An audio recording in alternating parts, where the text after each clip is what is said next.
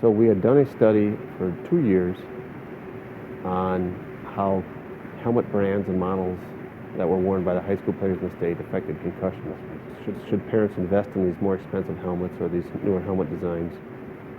At our study, from those 2 years, we had enrolled 2,000 high school football players from 30 plus high schools in the state of Wisconsin.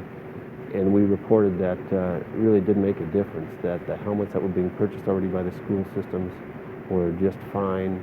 The so-called more expensive deluxe helmets that were supposed to reduce the rate of concussion really didn't do so, that parents should feel at ease that the helmets being used were fine. So we had that in 2012 and 13. We presented the data, we published the data, and in the summer of 2014, the WIAA had changed the rules regarding hitting, contact, acclimatization in terms of how often they could do that. And since we had this great, unique data set before the rule change, Dr. Allison Brooks, my coworker, really emphasized, we should try to look at this. So then we basically replicated the study again in 2014 with the same model where we went out to schools across the state of Wisconsin, and we looked at the rate of concussion that were taking place in 2014 after the rule took place versus the 2 years prior to the rule.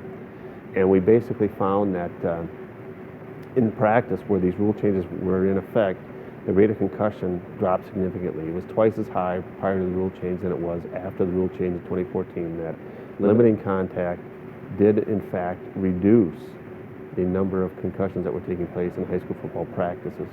The coaches we work with, they weren't nonplussed at all about having these rule limitations placed.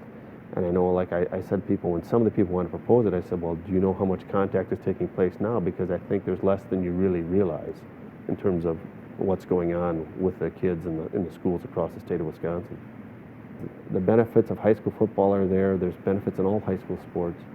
And I think we need to be careful when we say that they're so at risk of all these injuries taking place.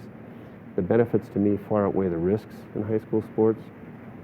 Are there things we can emphasize or eliminate? Yes, let's do it. Can we ever eliminate all risks? No, we can't. We can't eliminate the risk when you get in your car and drive to the high school football practice, let alone be on practice. So it's unrealistic to expect that we're going to eliminate all these injuries, but we can take necessary steps to go ahead and do this. And I think the WIAA has been at the forefront with the coaches to go ahead and get these rules in place in a proactive fashion before they're mandated because something really tragic would take place down the road.